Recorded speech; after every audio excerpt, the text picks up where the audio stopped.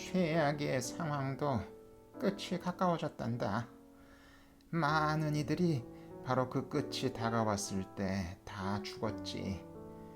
내가 또 하루를 살 수 있을지 알 수 없었어. 한 러시아 농부가 내 꼴을 보고는 자기 집으로 들어가더니 나에게 줄 고기 한 조각을 가지고 나오더구나. 그 농부가 할머니 목숨을 살렸군요. 난 먹지 않았다. 안 드셨다고요? 돼지고기였어. 난 돼지고기는 절대 먹지 않아. 어째서요? 그게 코셔가 아니라서 안 드신 거예요, 혹시? 그야 물론이지. 하지만 먹으면 목숨을 구할 수 있는데도 안 드셨단 말이에요? 우리 손주야. 중요한 게 아무것도 없다면 지켜야 할 것도 없는 법이란다.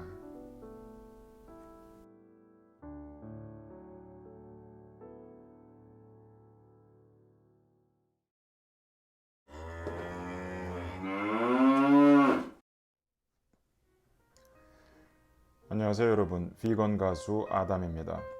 지금 보신 대화의 내용은 조나단 사프란 포라는 유대계 미국인이 쓴 Eating Animals, 즉 동물을 먹는 것에 대하여라는 책에 수록된 할머니, 전쟁을 겪으신 할머니와 손자의 대화 내용입니다. 이 손자가 바로 이 책의 저자 조나단입니다.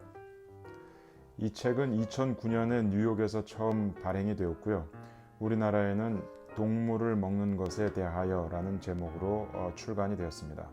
네, 오늘은 이 대화에 잠깐 언급이 되었던 코셔, 즉 유대인들, 유대교를 믿는 분들이 따르는 식생활 법이라고 할 수 있는데요.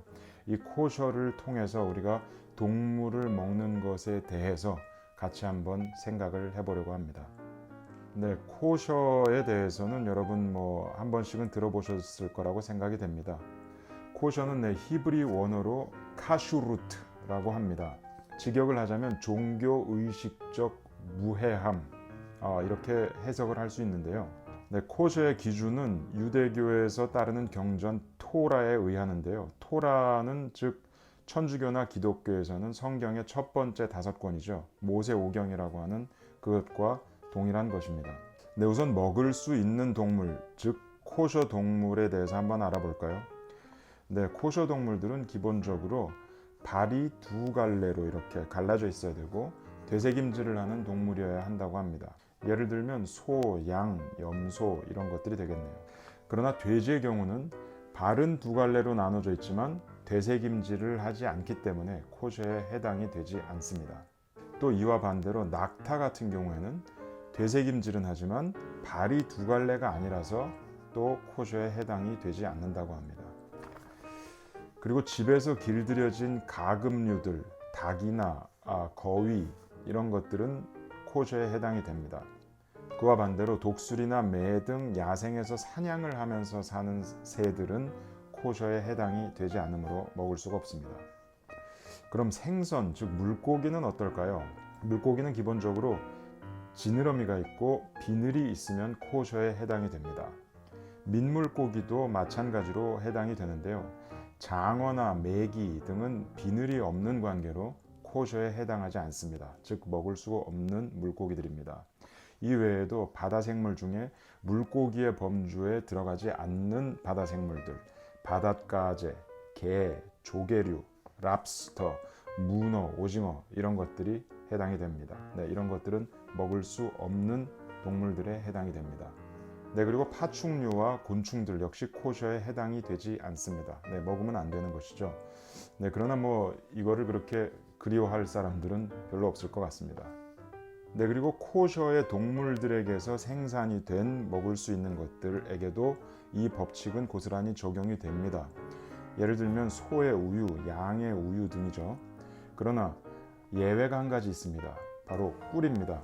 네, 왜냐하면 벌은 곤충이라서 코셔에 해당이 되지 않음에도 불구하고 꿀은 코셔로 분류가 됩니다. 꿀은 먹어도 된다고 하는 것이죠. 네, 코셔는 특별히 도축을 할 때 아주 엄격한 기준을 따라야 합니다. 네, 이 도축법을 일컬어서 쉐히타 이렇게 얘기한다고 하는데요. 제 발음이 정확한지 모르겠습니다. 근데 이 단어는 독일어의 도축하다, 슐라흐텐의 어원이 되기도 합니다.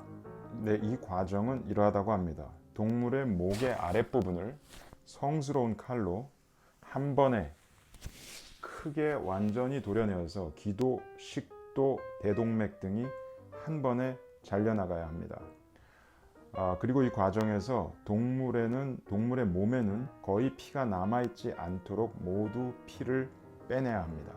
이는 성경에 피를 어떤 음식으로, 음료로 먹고 마시는 것이 금지되어 있기 때문이라고 하네요. 근데 또 가장 중요한 부분은요, 도축을 하는 과정, 즉 동물을 죽이는 과정에서 마취를 절대 하면 안 된다고 합니다. 네, 왜냐하면 마취를 하는 과정이 동물에게 상처를 입힌다고 생각을 하고요. 상처 입은 동물은 우리가 먹을 수 없는 동물로 간주를 한다고 합니다. 네, 이렇게 코셔 도축이 까다롭기 때문에 이 코셔 도축을 할 수 있는 사람은 허가를 받은 전문인이 해야만 하고요. 또한 1분 안에 동물이 최소한의 고통으로 죽음에 이르도록 해야 한다고 합니다. 네, 이렇게 동물을 마취 없이 도축을 하다 보니까요. 당연히 여러 동물 보호 단체들의 반발이 끊이질 않죠. 독일 같은 경우는 종교적인 이유로 마취 없이 행해지는 도축을 한 해 제한적인 숫자로 일부 허가를 하고 있는 현실입니다. 그런데 여기서 우리가 한 가지 의문점은 들 수밖에 없죠. 과연 동물을 고통 없이 죽이는 것이 가능한 일인가? 오늘 소개해드린 책의 저자 조나단의 이야기를 인용을 해보겠습니다. 여기에서 어려운 문제가 제기되는데 이것을 사고의 실험으로서가 아니라 단도직입적인 질문으로 던지겠다. 성경에 나오는 양치기와 양떼의 세계가 아니라 동물이 법적, 사회적으로 상품 취급되는 인구 과잉의 우리 세계에서 신성 모독을 피하기 위하여 하나님의 살아있는 피조물에게 고통을 주지 않고 고기를 먹는다는 것이 가능하기나 한가? 코셔 고기라는 개념 자체가 이제는 모순이 되어 버렸는가? 네, 모세오경은 우리가 모두 잘 알다시피 천주교, 기독교에서 모두 경전으로 쓰고 있을 뿐만 아니라 이슬람교에서도 경전으로 채택을 하고 있다고 합니다. 네, 이렇게 같은 경전을 믿는 종교들이죠. 유대교, 천주교, 기독교, 심지어 이슬람교까지.